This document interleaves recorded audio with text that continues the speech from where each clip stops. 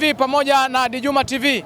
Niko na kijana hapa ambaye ana talent yake. Mimi sitaki niseme, tumwachie uwanja mwenyewe. Mambo vipi? Poa. Unaitwa nani kwanza? Abdulrahman Juma. Abdulrahman, una kipaji gani au una talent gani? Mimi na talent ya kupiga kingola na hiki ni kingola cha wananchi. Kingola cha wananchi? Ya tawi la Mwenda Pole.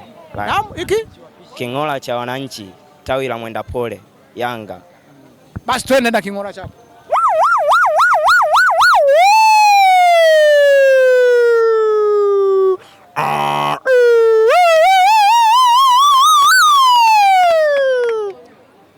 Aisee, umetisha sana.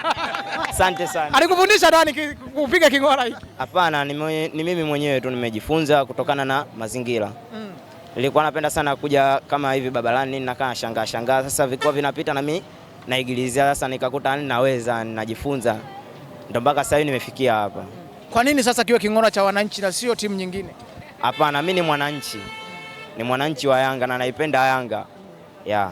Okay. Yanga daima mbele. Sema nao.